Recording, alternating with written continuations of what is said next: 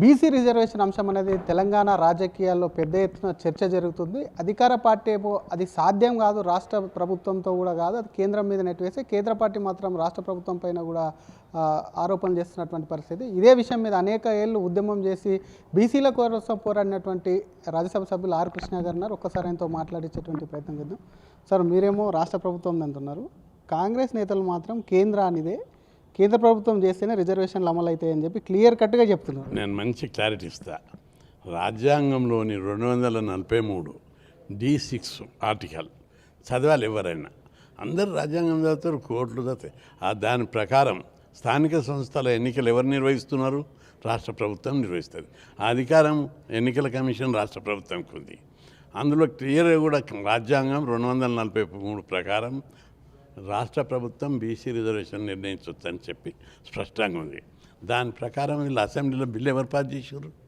రాష్ట్ర ప్రభుత్వం పాస్ చేసింది. దాని ప్రకారం వీళ్ళు ఏం చేయాలి? అసెంబ్లీలో చట్టం పాస్ కాందడి జీవో తీసి ఎన్నికలకు పోవాలి. అట్లా చేయకుండా కేంద్రం మీద నెట్టారు. సరే, కేంద్రం మీద నెట్టేసే దశ ఇప్పుడు కాదు, చాలా టైం ఉన్నది. ఇంకా కేంద్రంలో సుప్రీంకోర్టులో అన్నీ కొట్టేస్తే అప్పుడు 9వ షెడ్యూల్ కూడా కాదు, అది రాజ్యాంగాన్ని సవరించాలి, దానికి వివరణ ఇస్తలేరు. దాని ప్రకారం వీళ్ళు ఏం చేయాలి? జీవో తీయాలి, జీవో తీసి అమలు చేయాలి. అట్లా చేసిరా? చేయలేదు వాళ్ళు.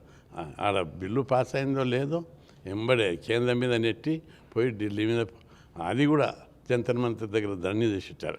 అఖిలపక్షాన్ని తీసుకుపోయి అడిగేటటువంటిది ఎందుకు లేదు వాళ్ళకు? నిజంగా కేంద్రం మీద ఉంటే అడుగుతారు వాళ్ళు. అప్పుడు కేంద్రం చెప్తుంది మీ దగ్గర ఉన్నది జీవోది అమలు చేయి, కాకపోతే అప్పుడు చూద్దామంటారు.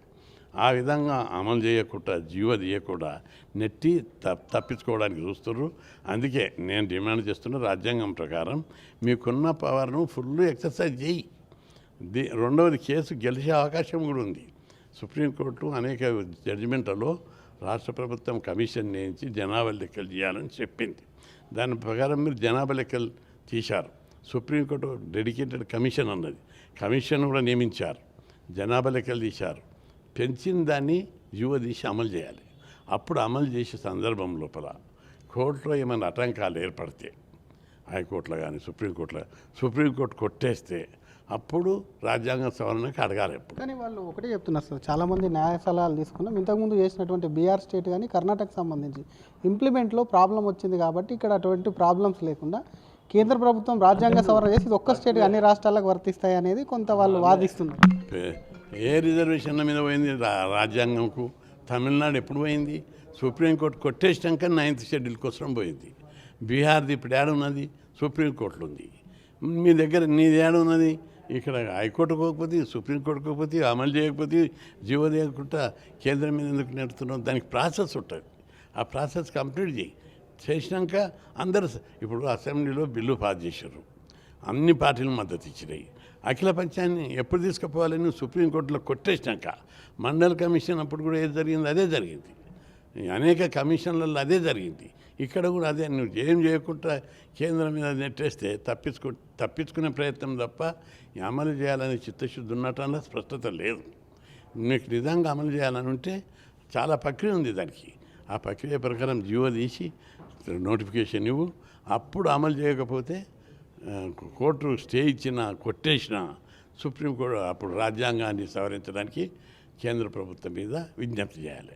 బీసీల కోసమే కొట్లాడినటువంటి ఆర్ కృష్ణయ్య గారు గత 10 ఏళ్ళ అధికారంలో ఉండి బీసీలను పట్టించుకున్నటువంటి కవిత కలవడం చాలా బాధాకరము, దీన్ని ఖండిస్తున్నా అని చెప్పి నిన్న పీసీసీ మాట్లాడిండు. మీరు ఏం చెప్తారు? వాళ్ళు నా దగ్గరికి కవిత ఏమని వచ్చింది? సలహాలు తీసుకోవడానికి వచ్చేది. నేను కూడా 42% మద్దతు ఇస్తాను గారు, మీరు సలహాలు ఇవ్వండి అని వచ్చింది. తప్పేముంది? మన ముఖ్యమంత్రి గారి డాక్టర్ అనేక మంది నా దగ్గరకు వస్తారు, అనేక పార్టీలు వస్తాయి. బీసీ ఉద్యమకారుడు 50 ఏళ్ళ నుంచి వెట్లాడుతున్నాడు, ఈయన సూచనలు తీసుకోవాలి, సలహాలు తీసుకొని వస్తా అని. ఆమె కూడా అందుకోసం వచ్చింది. నేను చెప్పాను ఆమెకు ఒకటి క్లియర్గా, మీరు కొట్లాడే పద్ధతిలో కేంద్రం మీద కాదు రాష్ట్రం మీద కొట్లాడని.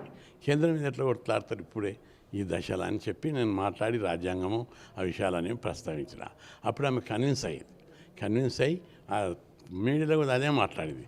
రాష్ట్ర ప్రభుత్వం రాజ్యాంగంలో 243 ప్రకారం రాష్ట్ర ప్రభుత్వం మొదట జీవో తీసి అమలు చేయాలని అడిగింది.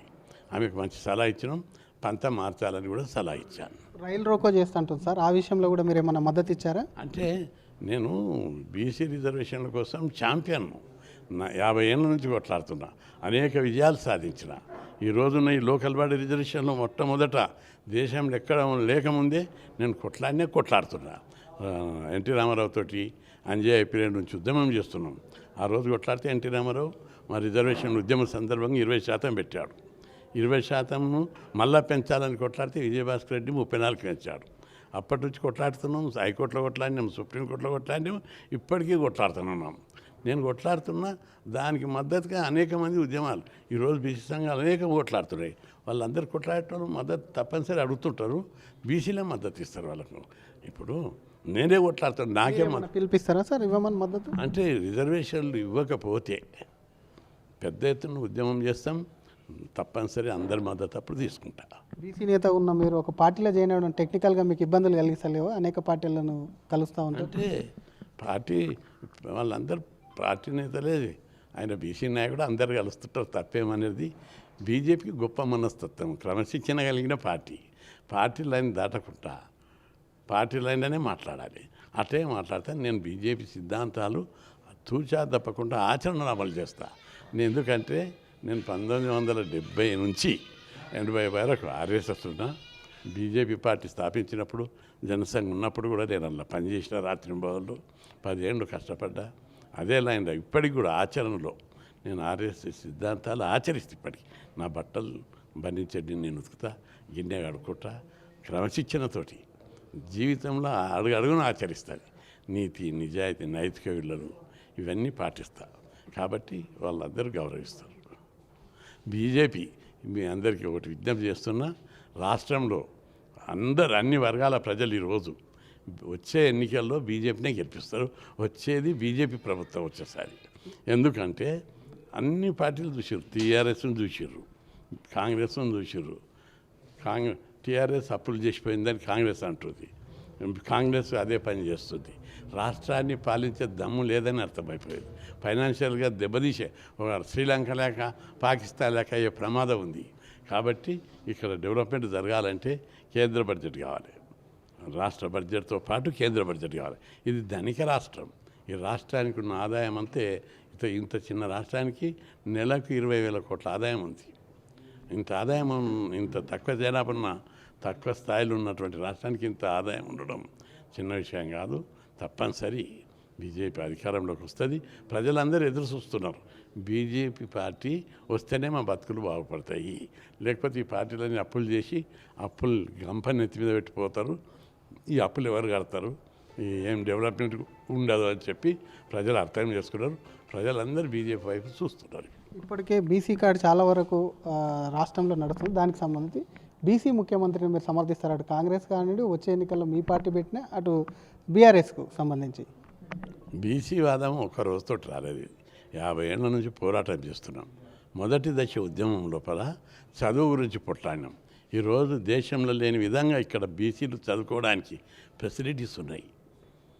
హాస్టళ్ళు, గురుకుల పాఠశాలలు, స్కాలర్షిప్లు, ఫీజు రియంబర్స్మెంటు, స్టడీ సర్కిళ్ళు, ఈ విధంగా రిజర్వేషన్ నమ్మం లోపల జీవోలలో మార్పులు, అనేకమైనటువంటి మార్పులు తీసుకొచ్చాం. ఈ బీసీ ఉద్యమం ఇప్పటికీ 12,000 ఉద్యమాలు చేశాం. ధర్నాలు, ర్యాలీలు, బహిరంగ సభలు, వేలాది మందిని ఈ ఉద్యమంలో ఇన్వాల్వ్ చేశాం. అనేక మంది నాయకులు గతంలో చేసిన వాళ్ళందరూ కూడా ఈ ఉద్యమం ఊపుకు దోహదపరిచారు, సహకరించారు. అట్లే ఇప్పుడు బీసీ ఉద్యమం మన రాష్ట్రంలో ఉన్నంత దేశంలో ఎక్కడ లేదు. ఇక్కడ ఉన్న స్కీములు కూడా ఎక్కడ లేదు. అయితే మన దగ్గర జరిగిన ఉద్యమము పొలిటికల్ ఉద్యమం కాదు. ఇది పేద కులాలు అందరూ సమగ్రంగా డెవలప్ చేయాలి ప్రతి ఒక్కరని. మొదటి దశ లోపల బీసీలు బాగుపడాలంటే చదువుకోవాలనే ఉద్యమం బిగినింగ్లో చేసినాం 45-50 ఏళ్ళ కింద. అందుకు చదువుకోవాలంటే ఇప్పుడంటే కొద్దిగా డెవలప్ అయ్యారు ప్రజలు. 50 ఏళ్ళ కింద, 45 ఏళ్ళ కింద హాస్టల్ సీట్ దొరికితే తప్ప చదవనటువంటి పరిస్థితి, స్కాలర్షిప్ వస్తే తప్ప చదవనటువంటి పరిస్థితి. ఆ కాలంలో స్కాలర్షిప్లు ఇవ్వాలి, హాస్టళ్ళ సంఖ్య పెంచాలని పోరాటం అంటే ధర్నాలు చేసి రిప్రజెంటేషన్ కాదు. 1978 లోపలనే 2,000 మందిని తీసుకుపోయి స్ట్రాటజీస్ తోటి అసెంబ్లీ లోపలికి పోయి, గేట్లు దుంకి లోపలికి పోయి అసెంబ్లీని తుక్కు వాళ్ళగొట్టాం. అది చరిత్రాత్మకమైన ఉద్యమం. దేశంలో ఏ రాష్ట్రంలో కూడా దేశంలో ప్రపంచంలో కూడా అట్లాంటి ఉద్యమం ఉన్న ఈ శాసనసభ మీద దాడి చేసింది లేదు. ఆ రోజే చెన్నారెడ్డి గారు పిలిపించి హాస్టళ్ళు ఎక్కువ మంజూరు చేశారు, స్కాలర్షిప్ల సంఖ్య పెంచారు. 1982 గురుకుల పాఠశాలలు కావాలని తెలుగు సంఖ్య అప్పుడు బీసీవీ డైరెక్టరేటు, ఎస్సీ డైరెక్టరేట్ అని సపరేట్ బిల్డింగ్లు ఉంటే దాడి చేసి తుక్కుగా వాళ్ళగొట్టాం 4000 మందితోటి. అప్పుడు విజయభాస్కర్ రెడ్డి పిలిపించి పరిగి రామరెడ్డి మినిస్టర్ ఉండే ఆయన ద్వారా మమ్మల్ని పిలిపించి ఎందుకు గొడవ చేస్తున్నారు, ఎందుకు వెళ్ళగొట్టారంటే మీకు మా హాస్టళ్ళు చాలా అయినాయి, అందులో మంచి స్టడీ లేదు, గురుకులాలు పెట్టాలని చెప్పారు. ఆ రోజు ఆయన 46 గురుకులాలు మంజూరు చేశాడు. ఆ తర్వాత రాజశేఖర రెడ్డి పీరియడ్లో బీసీ ప్రైవేట్ కాలేజీలు పెద్ద ఎత్తున వచ్చినాయి. ఫీజులు కొట్టలేక చాలామంది చదవలేకపోతున్నారు. ఫీజులు అన్నీ గవర్నమెంటే భరించాలని అమర నిరాహార దీక్ష చేస్తే అప్పుడు రాజశేఖర రెడ్డి ఒప్పుకొని ఫీజు రియంబర్స్మెంట్ కాలేజ్ హాస్టల్ పెట్టాడు. ఈ విధంగా ఒక పద్ధతి ప్రకారం ఎజెండాతోటి విజన్ తోటి పేద కులాలు చదువుకోవాలి. బీసీ ఉద్యమం అంటే ప్రజల కోసం, నాయకుల కోసం కాదనే కాన్సెప్ట్ మీద ఉద్యమం తీసినాం. బీసీలు దళితులు ముఖ్యమంత్రి ఉన్న రాష్ట్రాల్లో కూడా ఈ స్కీములు లేవు. మేము ఎజెండా విజన్ తోటి బీసీ ఉద్యమం అంటే ప్రజల కోసం, నాయకుల కోసం. ముఖ్యమంత్రి లేకున్నా బీసీలకు సంక్షేమ పథకాలు కానీ ఇతర ఏవి లబ్ధి పొందాలని అంటారు. అంటే అదే అంటలేదు. ఇప్పుడు ముఖ్యమంత్రి లేకుంటా కానీ కాదు, లేకున్నా మేము ఇవన్నీ చేసినామని చెప్తున్నా. ముఖ్యమంత్రులు కూడా చేయని వాటిని మేము చేసినాం. ఇప్పుడు రాజ్యాధికారం కోసం పోరాటం చేశాము. సర్పంచులు రిజర్వేషన్లు పెట్టించాము, చట్టసభలో రిజర్వేషన్లు పెట్టాలని 96 నుంచి కొట్లాడుతున్నాం. అదేవిధంగా ఈ వచ్చిన చైతన్యం ఈరోజు రాజ్యాధికారం బీసీలు ముఖ్యమంత్రి కావాలనే స్థాయికి ఆటోమేటిక్గా పెరిగింది. ఈరోజు బీసీల ముందున్న ఎజెండా బీసీ ముఖ్యమంత్రి కావాలని. దీనిని రాజకీయ పార్టీలు గుర్తించినాయి. మొట్టమొదట బీజేపీ పార్టీ బీసీ ముఖ్యమంత్రిని ప్రకటించింది, తర్వాత కాంగ్రెస్ అంటుంది. అన్ని పార్టీలు బీసీ వాదాన్ని ఎత్తుకున్నాయి. బీసీ వచ్చేసారి తప్పనిసరి వచ్చేది బీసీల ముఖ్యమంత్రి, బీసీ వాదమే. అది బీజేపీ ద్వారా సాధ్యమని చెప్పి మీకు గుర్తు. కృష్ణయ్య చూడొచ్చా సీఎంగా ఇంత పోరాటం చేసిన? కృష్ణయ్య సీఎం కోసం పోరాడాడు. నేను నిస్వార్థంగా నిష్కామ కర్మ. నేను భగవద్గీతలో శ్లోకం ఉంది, కర్మణ్యవాధికారస్తే మా ఫలేషు కదాచన అని మంచి శ్లోకం అది.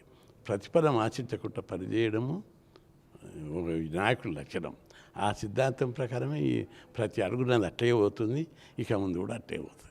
Thank you sir. ఇది అసలు బీసీ కార్డు ఇప్పటి నుంచే కదా, ఉద్యమం అనేది దాదాపు 40 నుంచి 50 ఏళ్ళ నుంచి జరుగుతున్నటువంటి ఉద్యమం అంచెలంచెలుగా వస్తూ ఈరోజు రాజ్యాధికారం బీసీ ముఖ్యమంత్రి రావాలి, రాజ్యాధికారం చేపట్టాలనే స్థాయికి ఎదిగింది. కాబట్టి డెఫినెట్గా ఇటు బీజేపీ గత ఎన్నికలకు సంబంధించి బీసీ ముఖ్యమంత్రిని అనౌన్స్మెంట్ చేసింది. ఇప్పుడు కాంగ్రెస్ కూడా ఇస్తుంటున్నారు. కాబట్టి వచ్చేటువంటి ప్రభుత్వం ఏదైతే ఉందో అది ఖచ్చితంగా కూడా బీసీ ముఖ్యమంత్రి అవుతారని ఆశిస్తూనే, అసలు బీసీ ముఖ్యమంత్రి కూడా తనకు ఏది ఆదేశిస్తే అది చెప్పలేము ఇప్పుడే. కాబట్టి అది ఏం జరుగుతుందో కూడా అంతా భగవంతుడే నిర్ణయిస్తాడని చెప్తూనే కవితకు మద్దతు ఇచ్చింది మాత్రం కేవలం ఒక బీసీ నేతగా. ఎందుకంటే తను సహాయం కోరి సలహాలకు వచ్చింది కాబట్టి ఆ సలహాలు ఇచ్చాను కాబట్టి బీసీ నేతలకు మద్దతు ఇస్తాను అంటూ కూడా ఆర్ కృష్ణయ్య చెప్తూనే, ఏదైతే స్థానిక సంస్థ ఎన్నికలకు సంబంధించిన రిజర్వేషన్ ఉంది అది కేవలం రాష్ట్ర ప్రభుత్వ పరిధిలోని అంశం కాబట్టి కేంద్రం మీద అనవసరమైనటువంటి నెపం నెట్టకుండా కూడా రాష్ట్ర ప్రభుత్వం చిత్తశుద్ధ దాన్ని అమలు చేయాలని చెప్పి కూడా రాజ్యసభ సభ్యులు ఆర్ కృష్ణయ్య డిమాండ్ చేస్తున్నారు. కెమెరామెన్ గజపతో Sridhar, RTV, Hyderabad. For latest updates on India Pakistan, download our TV Live app.